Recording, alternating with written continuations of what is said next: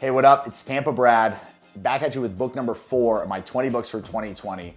Book number 4 is The War of Art by Steven Pressfield. So The War of Art is obviously, it's a play on the title of The Art of War by Sun Tzu, which is an extremely popular war and strategy book written by some old Chinese dude who I've never met. But The War of Art by Steven Pressfield is a book about, in a word, resistance. So in the intro, he actually has another author write the intro for him, and he opens by saying, "The War of Art was written for me. Undoubtedly, it was written for you as well." As I started going through the book, I saw myself staring back, guilty-eyed in every single page. So what that author was saying is, Steven Pressfield in this book calls out what we internally struggle with in order to get our creative works out. And what does he call it? He calls it resistance. So resistance basically is what some people will call writer's block. It leads to procrastination. It leads to you not doing the thing that is your life's calling. And in the book, to be honest, the author Steven Pressfield, he's like, he writes novels. He writes kind of historically based, semi-fictitious novels. Some completely fiction, but a lot of them are history based. So he uses a lot of, flamboyant isn't the right word. He embellishes a lot. So he talks in very kind of like highfalutin, very philosophical terms, but there is a place for that. I'm a very practical person. I like practical things. I like tips that, you can implement today. I like being very instrumental in things that you can implement right now. But there is absolutely a place in every person's life for philosophy and getting to the root of what it is that you want to do in the world and why you want to do it. That's where philosophy lies in kind of my idea of the world. And I think that you'll get a lot of value out of reading this book from the philosophical standpoint of how do you get over what he calls resistance, the feeling that you can't do something, the myriad of excuses that you just beat yourself over the head with to make yourself not take action and not do the thing that, as he says, is your life's calling. And so part of what's in this book is actually going to call on something from book number 6, which is Power versus Force by David R. Hawkins. And that is, you can intuit what your life's calling is by simply seeing where you have the most resistance. So if you have a lot of resistance, say, you like taking photos and you have a lot of resistance to it. You like every day, you're like, oh, maybe I should take some photos today. But you just always seem to find an excuse not to take photos today. That might be your life's calling, but you'll never know unless you look it in the face, get your hands and elbows in the mud, and you crawl around in there and you actually get down to work and do it. That's what this book is about. It's about getting down to business and actually getting down to, basically, he says, art is war and war's hell, baby. So in the early parts of the book, Steven Pressfield talks about how when he was dodging the draft, he somehow wound up in a Marine Corps boot camp. And he talks about what Marines are known for best. It's not, having the best equipment. Actually, in fact, they are known and proud of having the worst equipment, the crappiest chow, and the worst conditions and highest casualty rates compared to any other type of military unit as far as conventional forces. And the Marines are good at doing one thing in particular, and this is what you're trained to be able to do as a Marine. I had similar training being in Ranger School. I experienced the exact same thing. You are taught how to be miserable, in a word. You're taught to be miserable. And the reason that that's extremely valuable is when you're miserable and you're comfortable in that and you just accept it as it is, anything above miserable is like a walk in the park. So the fact that I'm sitting here in comfortable clothes in an air-conditioned building, I've eaten today, I have beverages that I can enjoy, tea and stuff like that. I can enjoy some nice cups of tea. That is amazing to me because I've been through the shitty experience of Ranger School for like 6 months because I kept getting recycled. That is what Steven Pressfield draws on in introducing the concept of art being war.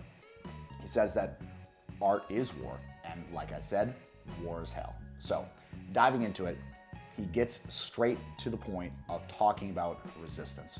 And so resistance is that feeling that gnaws at you, that wants you to turn away from whatever it is that you have to do for the day. Resistance causes you to procrastinate. And Steven Pressfield lays out a bunch of different characteristics of resistance. And so I'll just go through a couple here with you. 1, resistance never sleeps. So resistance is everywhere. It is like entropy. If you've ever heard, so I did physics in college, so I know for a fact that the world tends to trend towards entropy, and entropy is actually the default state of any system. So any system will trend towards basically chaos, in a lack of better terms. That is what resistance does to your life and to your creative work. It actually tends to push you towards chaos, towards not doing whatever it is that you're called to do on this earth. If you're a writer, you get called to try on your entire wardrobe twice, once to make sure that everything fits and then throw it in the keep and not keep pile, then again to reorganize it into spring, spring casual, winter, winter formal, winter casual, and so on and so forth. That's resistance that's making you do that. So resistance never sleeps. It's a part of the human condition that we have to constantly battle, not only just to stay alive, but to stay above mediocrity. See, there's kind of like this common misconception that largely is due to 21st century marketing. And it is that if you can set up your life in a certain way, you can sit on the beach, never do a single thing again. You can just have checks come in the mail. You can just chill, not have to do anything. Everyone will love you, and you never have to work again a day in your life.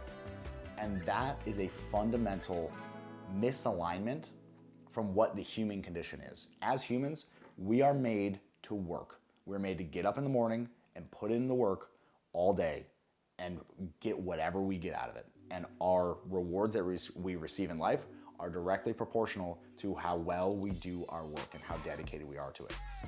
The idea that you can get away from that is a complete fallacy. The world always tends towards chaos. Have you ever looked at nature?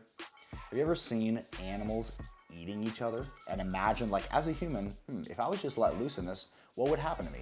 In the 21st century, with the type of way that we live our lives and things, I mean, like, we would be trashed. We would be done. We would all die. If we were just cast out in the wild, we'd all be dead. There'd be like 5 people who would survive. And what's the dude? Not Jocko Willink. Who's the dude who runs like a super ultra marathon? It's on the tip of my tongue. The tall, skinny dude, David Goggins. David Goggins would be one of the 5 people that survived. But anyways, the point of that being, the reason we are made like that is because in nature, something is always trying to kill you. Something's always trying to there's always natural catastrophes that are going to destroy your home, that are going to put the world back into some state of entropy. Murphy's Law is whatever can go wrong will go wrong. If you allow yourself to become complacent, someone will take your place. Someone will come up behind you and, metaphorically, of course, not necessarily literally, will kill you in terms of an artistic sense. If you're, the top dog in your craft, someone is vying for your spot. So resistance works in a similar way for any artist or for any creative person who's doing anything that contributes to the world in any way. Even if it's something like owning or starting a plumbing supply company, the resistance to doing that and to doing the work that would lead to that being successful, it never goes away, it never sleeps. So you have to be constantly vigilant against resistance. He goes on to say that resistance plays for keeps. Resistance isn't done until you're done. And by done, I mean dead. Resistance literally never stops in the mind of a human. It just doesn't go away. So unless you're able to put your nose to the grindstone and put in your hours and do the work and have your elbows in the mud every day, resistance will beat you. And the best artists have realized this, and all they resign themselves to do is not anything special. They just resign themselves to put in the work day after day after day, because they know that they'll put in their work today, they'll go to sleep, and in the morning, they'll wake up and the resistance will be right back. So Steven Pressfield, in expressing this, is gonna speak to a part of, I think, your soul, really. He's gonna speak to a part of you that either you're very in touch with and you're gonna be like, yes, this was written for me. This is my fucking jam. Or he's gonna speak to a part of you that you have kind of shoved to the side, or that you are not necessarily in touch with. And he's gonna speak to a part of you potentially that is underserved and that has withered away. Resistance plays for keeps. Going on from that, resistance is strongest at the finish line. So right when you're about to be done, right when you're gonna finish whatever it is that you're trying to do, whatever you're aspiring to do, resistance is gonna be the strongest right then and there. So Imagine you're a writer and you're writing a book. Actually, I have a very good personal, I'll share this in a minute, a very good personal example of this. But imagine you're a writer writing a book and you're, 599 pages into the 600-page book. And you get to writing that last page and you just have one paragraph left. You just got to wrap up what the character says to the other character after they, defeated the enemy and they're about to walk home. But you can't figure out how to say what it is that they need to say. You just can't come up with the perfect words. You've written it out, on some scrap paper a couple of times, but you just can't formulate it. And you say, okay, well, you know what? I'll just figure it out tomorrow. And then tomorrow comes and you sit down to do it and you just still can't figure it out. Then you say, you know what? It's okay. I got to go to my kid's soccer game anyways. Tomorrow's the day. We'll knock this book out. I'll have it done. But then you're thinking about it tomorrow and you're like, man, I'm really having trouble with this. Maybe I need to go to a camp in order to refresh my writing abilities to really get this done. And then you put it off 3 more days while you're gone to the camp. Then you need support. Then you join an authors group in LinkedIn and you're getting support from that authors group and input. But nothing just seems quite right. Nobody really gets your vision for it, right? At this point, you're 3 weeks removed from the book. You're totally out of your momentum. And resistance, in the words of Stephen Pressfield, has defeated you. This happens. That might sound like, Brad, you're being over the top or overzealous. That wouldn't really happen if you were 599 pages into a 600-page book. No, you're wrong. Resistance is the strongest right as you're about to finish whatever it is that you're going to unveil to the world. Right as you're about to complete your creative work, that's when it gets the strongest. They say the night is darkest right before the dawn. That is absolutely true in terms of artistic output. And by the way, even if you're a business person, whatever you're doing in business is an artistic output. That is art, okay? Realize that whatever you're doing, whether it's business or literal art, you are putting your art out into the world. So on that note, one thing that Stephen Pressfield outlines extremely explicitly is that seeking support from others and outside, kind of like cajoling and making you feel better, that is an extremely insidious form of resistance. Do not give in to that. Don't mistake that popular, basically procrastination method. Don't mistake that for what it actually is. It actually is resistance. Don't be confused by what people say that they're doing. And that's the other thing about a lot of what Stephen Pressfield covers in this book, is you're gonna see in it not just yourself in the pages of what he says, but you're gonna see everyone else in your life and what their excuses are for why they are not doing what you and they both know that they're called to do. You're gonna see other people's excuses because he just basically, in a very eloquent and writer-like fashion, goes through and spends the entire book just eliminating systematically, step by step, every single excuse in the book. And you're gonna hear something that makes you think of different people in your life. Now, you're probably gonna be tempted to run out and tell them, oh, you're just giving into resistance. I know why you shouldn't do this. I'll tell you from experience, don't waste your time. They don't wanna hear it. Try to get them to read the book. Try, I say, you can't really make anybody do anything. Try, they're not gonna read it. For like 99% of people, they're not gonna read it, but it would help them if they did. So if you can get someone to read the book, it's a phenomenal way to get them towards overcoming resistance. Now, towards so there's 3 books, that's kind of book 1. Book 2 takes a turn into defining what a pro versus an amateur is. And I love the way that Stephen Pressfield defines a pro. He says that a pro is a working stiff. A pro is not fancy. A pro is not a show off. A pro simply goes to the office, puts in the work, shuts it down at the end of the day, and goes home. They're a working stiff. The pro is actually extremely simple. If you think of Michael Jordan didn't spend hours and hours and hours doing a 360 spin behind the back dunk. He didn't practice that a million times. He would absolutely whip it out in some games to have some fun. But you know what he practiced? Shooting free throws, dribbling, passing, executing plays and blocks with other players. The fundamentals of basketball. That's what led him to be an incredible player that he was. That's what LeBron James does. He just practices the fundamentals. And so that's what Stephen Pressfield covers, and he just reminds us. I mean, on a fundamental level, am I saying anything that you haven't heard before? No, everybody knows this. Everybody knows a master has just mastered the basics. But why don't we actually do it? It's because we feel resistance to do it. We actually know on some level that if we practice the basics again and again and again and again, that we would become amazing at whatever we're practicing. But the reason we don't do that is because on some level, we're not ready to be amazing. We're not ready for that level of success. So we're allowing resistance to block us because we want it to, frankly. You're okay with it. So, and I say we because I let myself do this in some areas of my life, but it's definitely something that I'm working on. I'm getting better at every day. And this book, calling it out in such explicit and in so many different ways and hammering it from every angle really has helped me along my path, and I know it's gonna help you. Steven Pressfield goes on to say, a pro plays it as it lays with no whining. When Tiger Woods hits a bad shot, I know Tiger Woods might not be a relevant, right now example, although he did just set a record for most PGA Tour wins. But Tiger Woods, when he hits a bad shot, he doesn't walk up to the shot and complain about it. He doesn't whine. He hits the ball because he doesn't have a choice. In life, it's the same thing.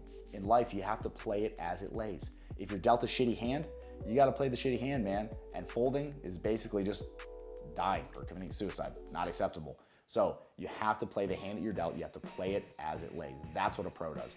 And a working stiff, think about like if your dad or your grandpa worked a 9 to 5 or worked in a factory or something. He probably just went in and put in his hours day after day. That actually is closer to what the greatest artists on earth do than what you think that they do. What you think that they do is whatever you see on Instagram and social media. What they actually do is what you don't see. It's the boring shit of putting in the work every day. That's why I love Gary Vee so much. In case you haven't noticed, I love Gary Vaynerchuk. He's the man. He is the ultimate pro, and he has, like he always says, he's got his hands in the dirt every day, day to day. He puts in the work. And I love his daily vlog, which he just ended, sadly. He's moving to a weekly vlog from a daily vlog. But the reason I loved his daily vlog is because it showed what his day-to-day looked like. It showed him sitting in meetings back to back to back for 8 hours during the day, putting in the work, putting in the time, meeting with his key executives, going over what their interpersonal issues are, resolving them, putting the work in, doing the stuff that people usually don't want to do. That's over time, just building and building and building and building to the amazing organization and level of wealth that he's been able to build to and continues to build past. He will own the Jets, by the way, one day for sure. Now, getting back to the book, A Pro. The last thing that Easter egg there. The last thing that Steven Pressfield says that a pro does is a pro self-validates. A pro does not look to other people for validation or for confirmation that their work is on the right path. They know when they're on the right path. That's the sign of a true pro. They know when what they're doing is gonna have a severe impact on someone else. And they don't need someone else to tell them that. They can feel it as they're creating whatever they're creating. That's when they're gonna feel resistance the strongest, but that's when they're also tapped in to whatever that creative potential or energy or whatever is that kind of just floats around us, that when we get tapped into it, we can do amazing, crazy things, okay? So when a pro is tapped into that, they don't need validation from their mom. They don't need to get their mom's opinion on their book. They know that their book is amazing and is gonna be world altering, so they just keep writing the book. That is a pro, not self-validating. That also ties into a pro not seeking support. Validation seeking is A, just super unattractive, and B, it's also another way of seeking support. It's also, in a way, mental masturbation, to be honest. It doesn't matter what other people think about your work while you're doing it. What matters is what impact does your work have once it's completed. And the other thing is, as we'll hit on later, as I believe it's the Bhagavad Gita says, we have no entitlement. We are not entitled to the fruits of our labor. We are only entitled to our labor. That's all we actually have. Very philosophical and very relevant to this book. Towards the end of the book, Steven Pressfield gives a story, and he gives the story of Largo. And so he's basically recounts a dream that he had at a very pivotal point in his life. And the dream essentially is that he's on this Navy ship, this aircraft carrier, and it's marooned half a mile from sea. And so people are kind of confused and kind of like, oh, what's going on the ship? But they're going along their daily duties. They're doing everything just like normal. They're having planes take off and land and receiving radio communications and going about their daily duties like it's just a normal day on the boat. But they're stranded half a mile from the sea. So they're going around, and one day he is on the ship and he's leaning up against the rails, kind of bewildered. And the captain of the ship walks up to him and he's kind of bewildered as the captain's talking and going on, blah, blah, blah. And Stephen Pressfield in the dream doesn't have any response. He's just sitting there kind of listening and gives a bewildered, responseless look. And so the captain says to him, "What are we gonna do, Largo?" And what he realizes is that Largo is the most senior non-commissioned officer on the ship. And what Stephen Pressfield realizes is he is Largo. He's the guy that everybody looks to on the ship for guidance on what they should do. And then he realizes, oh, I'm Largo in my own life. If I need to know what I need to do, I just need to look inward to myself, because on some level I already know what I need to do. And the way he lays out the dream and illustrates it, I can't quite do it justice without, exactly reading it out, because Stephen Pressfield is an amazing author and he does a great job of laying out exactly, he's just very eloquent and just puts things in a very poignant way. You can tell that this book was rewritten multiple times because it's so to the point. But the point he's making is, just like the pros not self-validating point that I hammered on a minute ago, because you know that you don't have to self-validate, you can look inward for answers to your own questions. You can figure out what it is that you need to do just by looking within yourself. The answers are already in you. So from there, like I said, we are not entitled to the fruits of our labor. We are only entitled to our labor. That's how Stephen Pressfield wraps the book. It's not about the accolades that you receive when you overcome resistance and start doing things in a very high level way. And when you start really getting the success that you got into this game thinking that you wanted, what you actually realize is that it's actually all about the process. It's about the work. It's about, and I want to go back to saying that a pro and a real artist is actually a working stiff. You're actually just lunch pails and hard hats, as a good friend of mine used to say. So take that, and really, you have to go get this book. It's number 4 out of 20 on my list for a reason. I mean, I have over 100 titles of books that I went through to create this list. If this is number 4, you think it's probably pretty important that you go out and check it out? I would say it absolutely is. So get an Audible free trial. Go spend $35 to get 3 books on Audible. Go get this book. Start it. It's literally, I think on Audible, it's like a 2-hour, 45-minute book. It is one of the shortest, most poignant reads I have ever read my entire life. It will have a huge impact on you. And beside that, if you've watched to this point in the video and you're not gonna take action on it, these minutes that we've spent together have been a complete waste of your time, okay? Don't do that. Don't do that to me. Don't do that to yourself, more importantly. Go check out the book, The War of Art by Stephen Pressfield. You're gonna get massive value out of it, more than I can even express in this video. I love this book. It's amazing. It literally will change your life. Seriously, it really will. So that being said, if you've not already, subscribe to the channel, because you'll get notified if you're subscribed and you hit the bell. You'll get notified of when I'm dropping new videos, which is literally all the time. We're filming a literally boatload of videos, and we have a bunch that are scheduled to be posted, and we're posting 1 a day right now that will come to an end once the 20 books are out. We'll go back to a couple a week, but be sure you're subscribed. Also, if you want to see daily updates of kind of what I'm doing, you can actually sometimes see the books being recorded live, like I'm literally live streaming this right now. Follow me on Instagram @TampaBrad. You really get a lot of value there, and the fun stuff is there as well, gotta be honest. So I look forward to seeing you in the next vid. Thank you for watching. I appreciate your attention so much. I'll talk to you very soon. Peace.